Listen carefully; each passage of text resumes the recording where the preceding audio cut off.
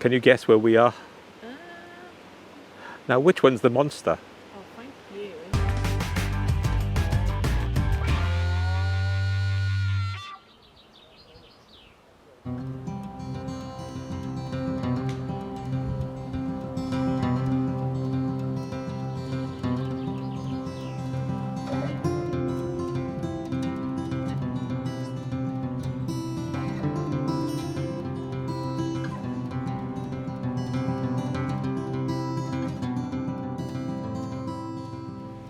So our adventure begins in Inverness.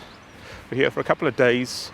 We're going to go to Loch Ness this afternoon and the famous battlefield Culloden tomorrow morning before heading down the Great Glen to the Atlantic side and to Oban. And by the way, if you're not from the UK, this is June in the UK, by the way. 30-mile-an-hour winds and grey skies, but it's still dry.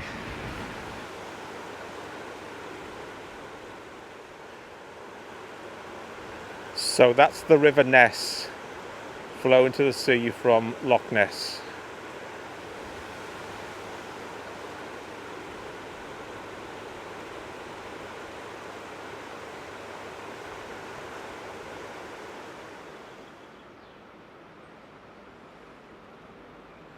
Well, we walked up to Ness Islands, which are in the middle of the river, and on the way, Mel met a friend, isn't it?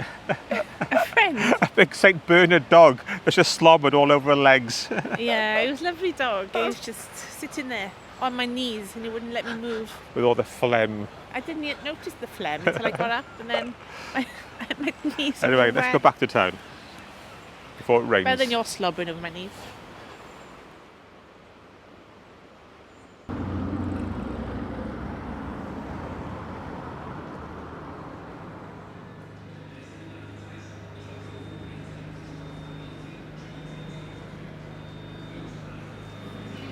What are you going to buy? I'm going to buy some Scottish tablets. One for me and one for Jake.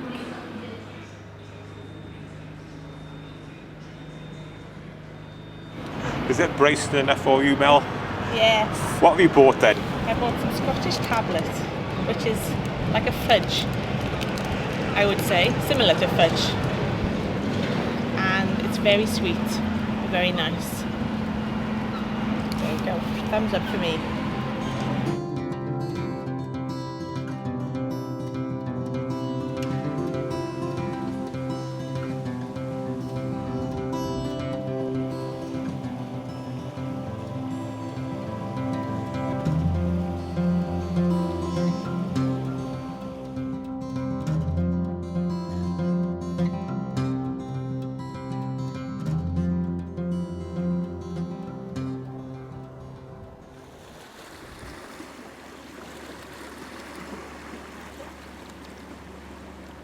We've made it to Loch Ness and we're going to do something really touristy.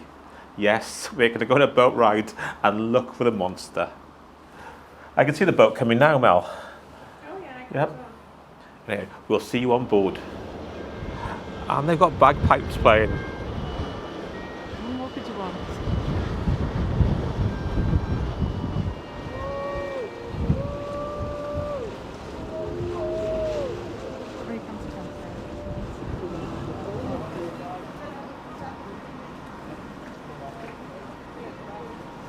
Very excited. Why? The monster. Oh, okay. In case we see a monster. I've lived with you for 20 years. Is It it can cruise? be a bigger monster than that. There's about 12 of us on board. Yeah, I think this is because So- of COVID though, and I think it'd be packed normally. Yeah, I Winter. think this time in June it should be really packed. I would hope so. But obviously there's no foreign visitors. No. But anyway, that's good for us. Not so good for the business, but good for us. Yeah. Oh, we're off. We're off.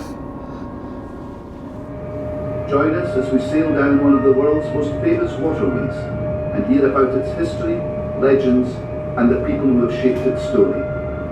Today's cruise takes us into the breathtaking expanse of Loch Ness, the largest body of fresh water in Great Britain. Look beyond the ship's bow and see some of the most beautiful scenery in Scotland. Look down into the dark waters, and who knows what you might find.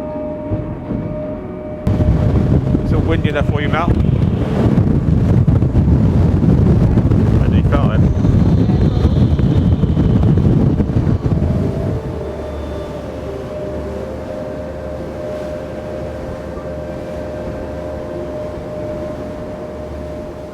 Most of you will have seen this iconic image of the long neck emerging from beneath Loch Ness. It was supposedly taken in 1934 by Dr. Kenneth Wilson. But in 1999, it was revealed that the image was created using trick photography, a toy submarine, and a head made from plastic. Ladies and gentlemen, standing here beside us on the throne point of the iconic ruins of Urquhart Castle. This was the site of a Pictish settlement during the Dark Ages. And today we can see the remains of what was left here from the 13th century. Grant's Tower is the 5-storey tower we can see inside at the moment. And this was said to be left intact, however a great storm in 1715 blew down the southwest elevation. Right, this is me from the future. It's now Friday, the sun's out, there's the castle, and look at the state of the loch today.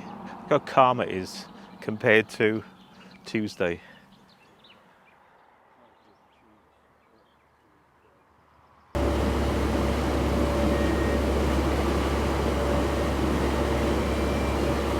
It was a really good trip, although we didn't see the Loch Ness monster. Wait a minute. What's that? It's coming towards the boat. Oh my God! Get off!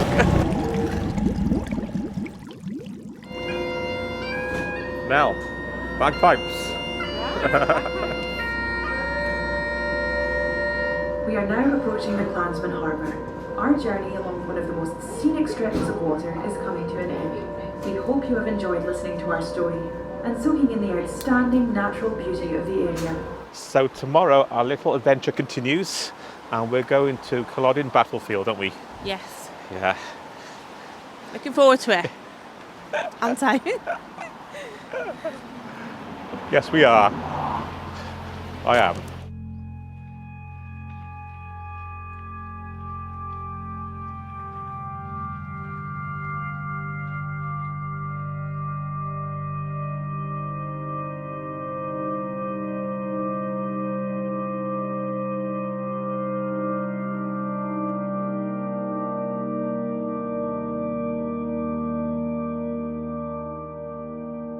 So now we've reached Culloden, and this is where the famous battle took place in 1746, where Bonnie Prince Charlie led the Jacobites against the English and were defeated. Let's go take a look. That cottage there, that was used as a field hospital by the government army. Well, these red flags this way, they represent the front line of the government army, and over there was the Jacobite army represented by the blue flags, which we'll see later. The government army numbered about 8,000 and the Jacobite army just across the field, there were about 5,500 of those.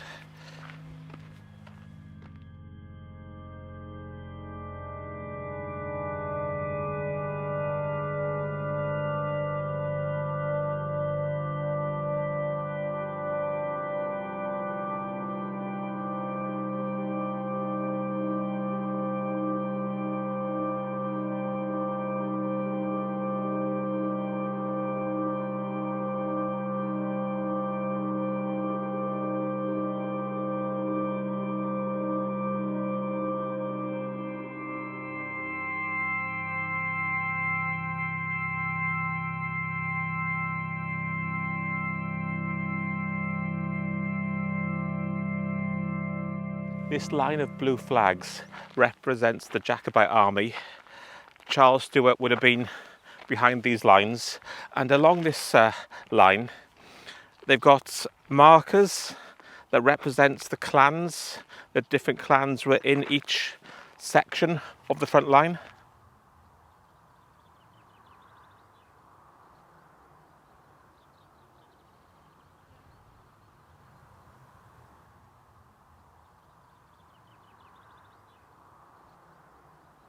Okay, this is the point marked on the 16th of April 1746. This is where the Jacobite army were marching across the battlefield, and around here they started to fire their muskets and then started to pick up speed and charge the government forces lined up where those red flags are. Well, that was Inverness, Loch Ness, and the last stop there was the battlefield of Culloden. But it's not over yet. Join us as we continue heading west towards Oban. And our first stop on that little journey is the Highland Folk Museum. It's for you, Mel. Who is it? It doesn't smell of pee. It can't be a real one. And we stopped at the Highland Folk Museum. Which is free. Yeah.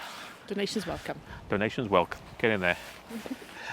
The house is designed for your height, Mel.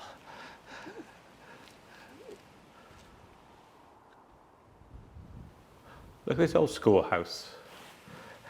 It wasn't that much different to my first school. An old tailor's. Suits you, sir. Shop. I mean, remember to sing a sewing machine like that? I don't know why, because you couldn't sew. Look at that. New for the season, swimwear for male and female. Just wondered if they sold a lot of it during the summer in the Highlands. So Mel, what do you think of the Highland Folk Museum? Really good. Yeah. I think it's really good. If you like history at all. It's really good. Everywhere is open and the displays are really good, aren't they? Yeah. They got all little touches everywhere. You can go in and out. Highly recommended. I saw it on Dale Mackenzie's Las Vegas Inside and Out. Yeah. He's a vlogger. He's really good. Him and Paula. Him and Paula, yeah. Thanks to Dale and Paula. Yeah. They came across to visit in search of the Mackenzies and they stopped here at the Highland Folk Museum. So that's it. We're going to continue to have a look around. Join us.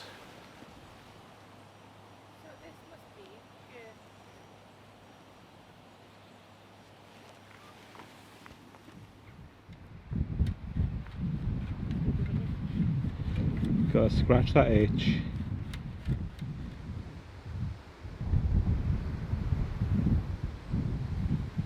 So if you start off with this house here, so this house belongs to the tack man. So a tack is an unmeasured piece of land that he rents from the laird, the man at the top. Got quite a lot of beds going on, so there's 4 beds in total in this building. Any guesses as to how many people would be sleeping in one bed? 2 or 3. 4. So we're going into one of the traditional houses and there was a fire. Oh. Oh. If you didn't hear that, these doors were designed for the height to let the cows in, because the cows used to sleep in this part of the building.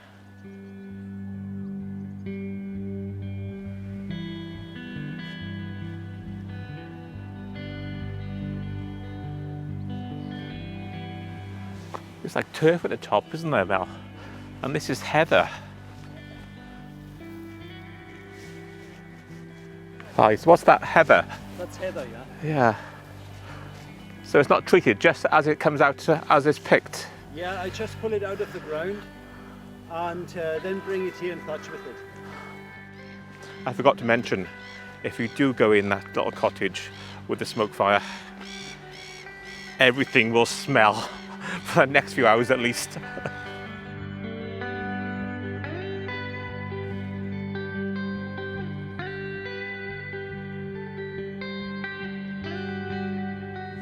So that was the Highland Folk Museum, and join us next time in Oban.